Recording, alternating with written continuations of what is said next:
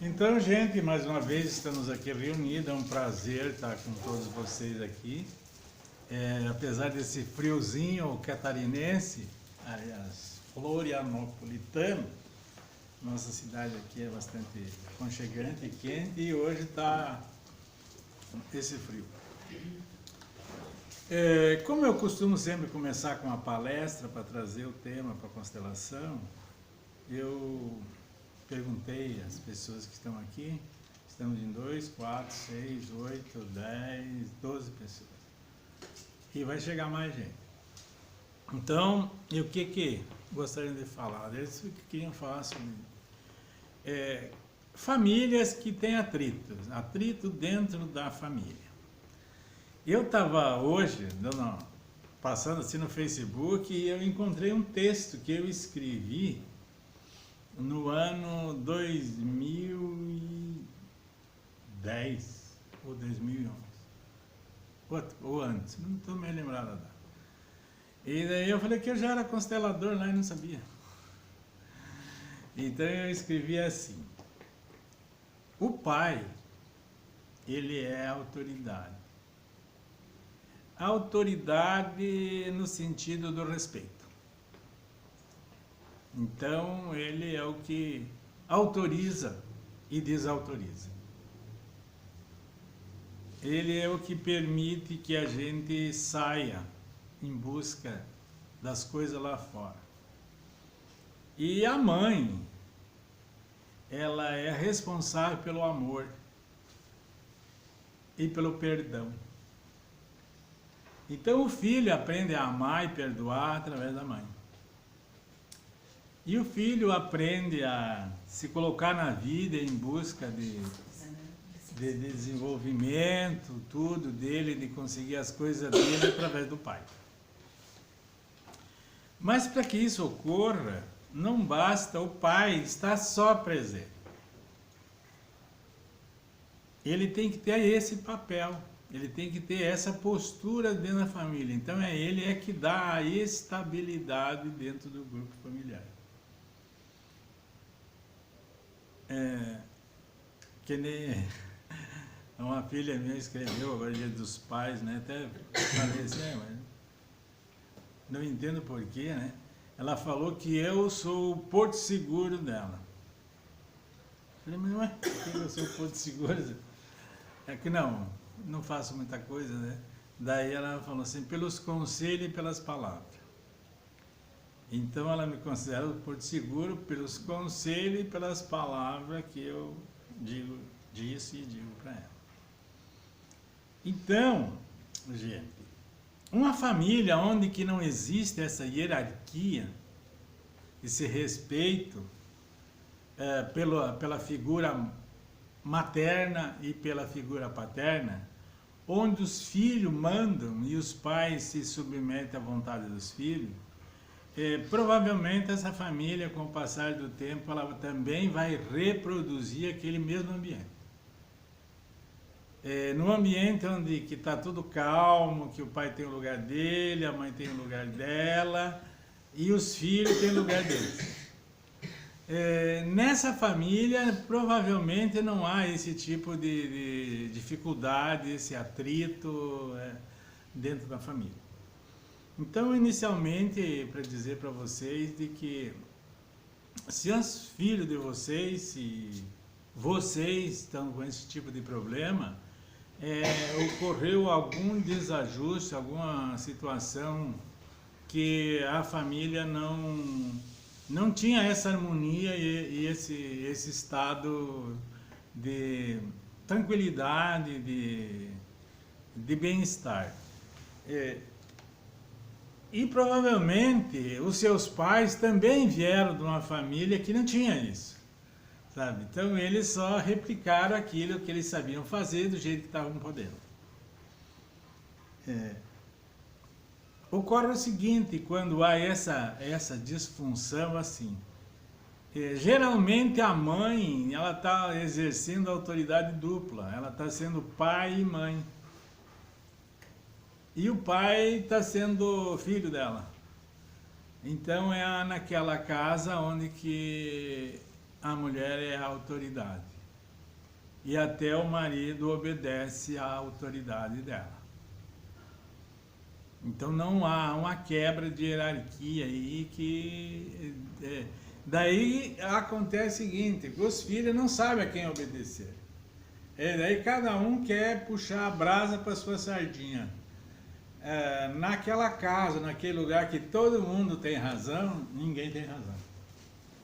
Então tem que ter sempre alguém que diga, pode, pode, não pode, não pode. Então é só por isso que há esses desequilíbrios, essas dificuldades dentro de uma família. Porque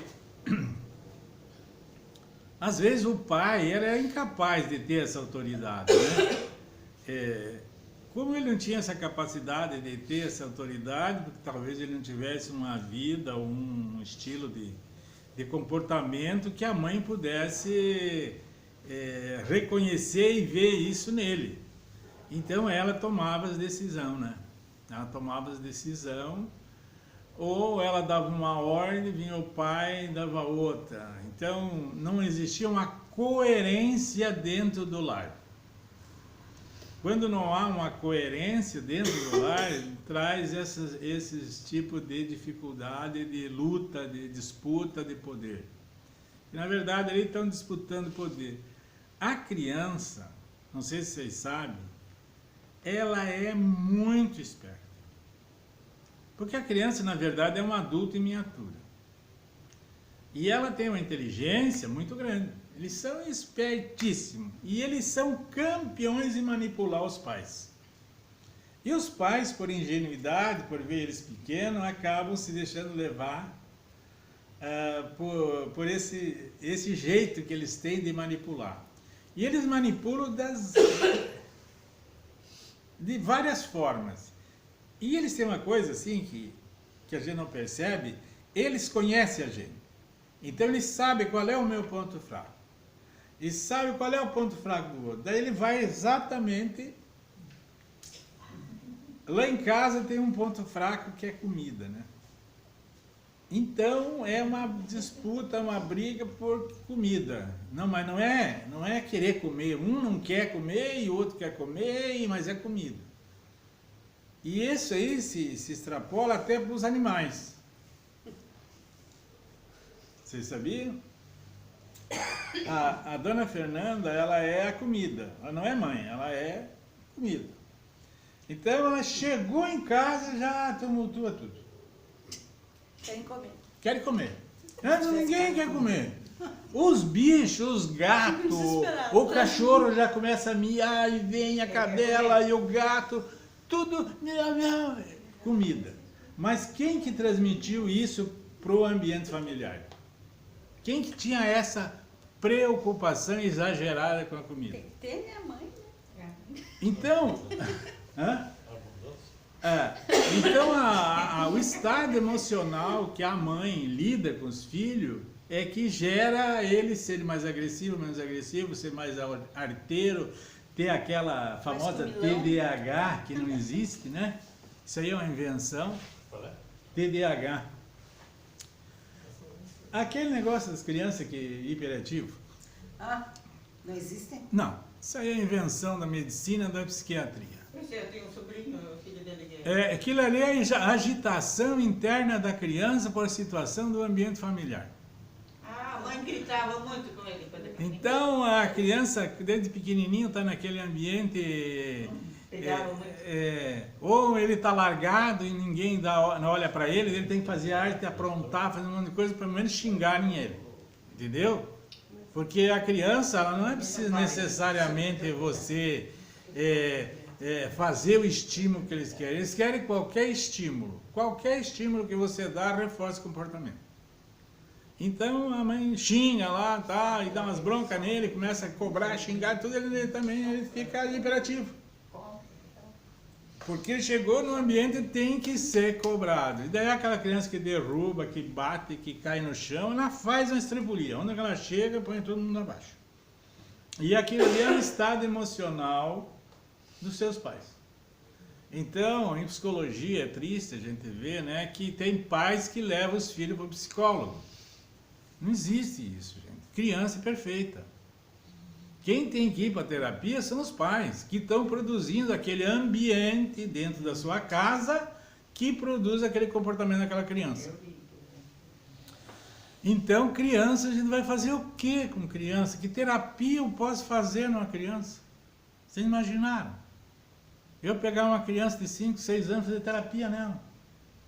Eu vou lá e construo, dou umas instruções, faço a interpretação, brinco com ela de um determinado jeito, mas chega em casa, o ambiente tá de perna para cima, não resolve. Chamar a mãe.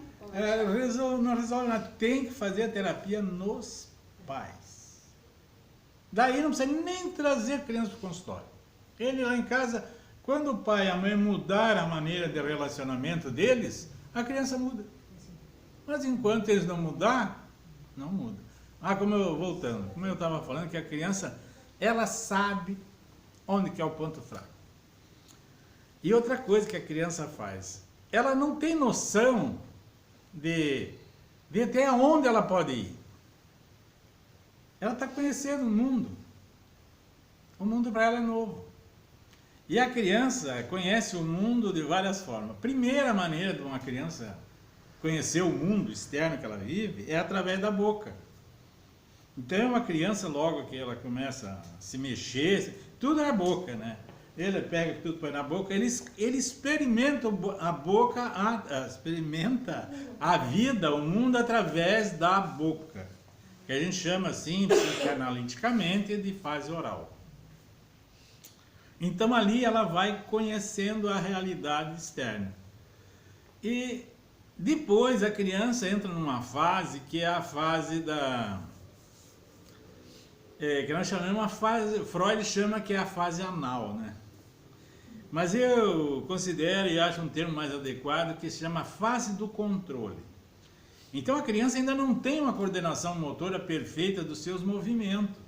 Então ela não está meio desajeitada, então ela precisa afinar esse movimento, sabe? E daí ela vai fazendo um afinamento psicomotor das suas habilidades.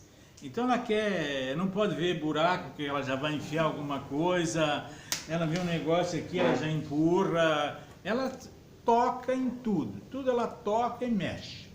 Então ela está tendo controle, ela está desenvolvendo essa habilidade que é muito importante, que é o controle dos seus movimentos. E continuando, daí depois essa criança, e nessa fase a criança não brinca com nada, ela só pega um brinquedo, joga para lá, já pega outro, sabe, nada interessa para eles só querem conhecer, eles não estão interessados em brincar, eles não brincam ainda. E daí a mãe vai lá e compra um presente bonito, dá para a criança, ela olha, joga no canto, vai pegar uma outra porcaria qualquer lá. Não adianta dar brinquedo para a criança nessa idade, tem que dar coisa para eles mexer, que é a única coisa que eles gostam. Brinquedo se dá aqueles de encaixar, que eles têm que fazer um esforço, fazer a coordenação motora fina, né? Tá, essa fase termina, daí a criança pula para outra fase, que é a fase do brincar. Mas ela brinca sozinha, ela não quer companhia. Ela pega os brinquedinhos dela, vai para o canto, e lá ela fica na sua fantasia, na sua imaginação, criando coisas, imaginando. Pega qualquer coisa, é uma pessoa, outra, ela inventa. É a fase da criatividade da criança, mas ela brinca sozinha. Não põe alguém perto dela e não pede para dividir os brinquedos. E a gente tem que respeitar essa fase. Tem mães e pais que querem, não, porque você tem que se socializar. O teu irmãozinho aqui tem que brincar com ele, não tem que brincar nada, ele não é a fase dele fazer isso. Deixa ele brincar sozinho. Então ele se isola e brinca sozinho. Até tem uma história que e não adianta você contestar ele já tem essa ideia formada daquela fantasia dele e está ali numa boa. Até tem uma história assim do meu neto, né? Que o pai dele foi no McDonald's e eles estavam dando um homenzinho de borracha lá, dizendo que era o Superman, Homem de Ferro. E ele, no carro todo, fazia assim, avô, veja esse meu Homem de Ferro aqui. Eu, só para incomodar ele, falei, rapaz, isso não é Homem de Ferro, isso é um pedaço de plástico. Não, é o Homem de Ferro. E fazia movimento com o boneco. E daí eu falei, não é nada, isso é quer ver que eu aperto ele, que é de plástico? Daí ele falou, pai, é de ferro ou não é de ferro? Daí o pai dele ficou encabulado, né, porque eu estava do lado, falou, vê aí que eu vou, né? Daí eu falei, tá bom, então é o Homem de Ferro. Daí ele ficou brincando. Então essa é uma fase deles. E é uma fase, 3 anos mais ou menos isso aí, 3 anos e pouco. É uma fase terrível para pôr as crianças na creche, na escola, porque daí ele vai se encontrar com outras crianças lá. E ele pode ter problema de adaptação, ou não trabalhar, elaborar bem essa fase. Mas então por antes ou só por depois? Só depois. Criança até os 3 anos tem que estar grudada com a mãe. Grudada! Mas o mundo que mãe tem que trabalhar, isso Não. é fictício. Lá na Europa, nos países mais desenvolvidos, eles dão 3 anos para a mãe ficar em casa, paga o salário da mãe. Certo, eu acho isso correto. Só que Porque- a realidade nossa É terrível. Por quê? Porque a criança até 3 anos, ela precisa ter um lugar seguro, ela tem que confiar em alguém. Essa pessoa tem que estar sempre presente, que ela sabe que nunca vai ficar longe dela. Daí desenvolve nessa criança, quando adulto, a capacidade de confiar nele, de confiar nos outros. Agora, se ele tem um dia de manhã vem um pai, de noite vem outro, uma mãe ou a empregada, não dá estabilidade emocional para aquela criança. Vai ser uma criança insegura. O que você vê, a criançada, o mundo de hoje, dos nossos jovens, todos inseguros, porque não foram criados pela mãe. Tem mãe que fica em casa, que eu já vi, fica em casa e leva a criança para a creche. Então, creche devia ser proibido. Até 3 anos a criança não entra em creche, só depois. Se eles quiserem criar uma sociedade segura, confiante. Então a criança precisa da mãe. Recomenda-se que nem de casa a gente deve mudar. E nem pintar a casa diferente.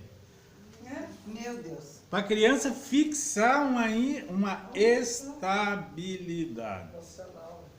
Não, cerebral. Isso é uma gravação no inconsciente da criança que vai ficar para sempre. Então é importante essas coisas no desenvolvimento de uma criança. Então, é a fase criativa, como eu falei, que ele vai desenvolver a capacidade imaginativa de criar as coisas. Depois, lá pelos 4, 5 anos, mais, ela entra na socialização. Daí ela quer contato, ela não brinca mais sozinha. Ela quer ir na casa do priminho, ela quer brincar na rua, se não tiver ninguém, ela chega, mãe, eu quero um irmão. Eu quero alguém para brincar comigo, porque ela precisa fazer esse contato social, desenvolver a sociabilidade.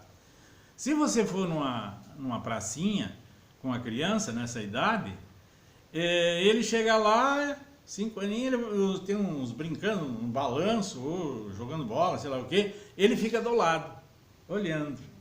E os outros já sabem, manda ele vir, e ele já entra. Isso se tiver com o pai, se tiver com a mãe não deixa. O pai manda entrar. Agora, mas eu não conheço, pode ser perigoso, isso pode te machucar, porque lá tem um que é maior, outro que é menor. Ela, como a mãe é só cuidadora e protetor, já não deixa ele entrar, e ele tem que ficar na dele. Então, daí ele entra. Se o grupo ali não convidar ele, ele pede.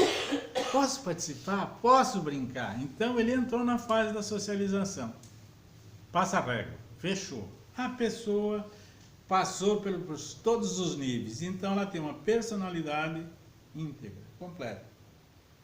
Então é assim que as coisas acontecem. Hã?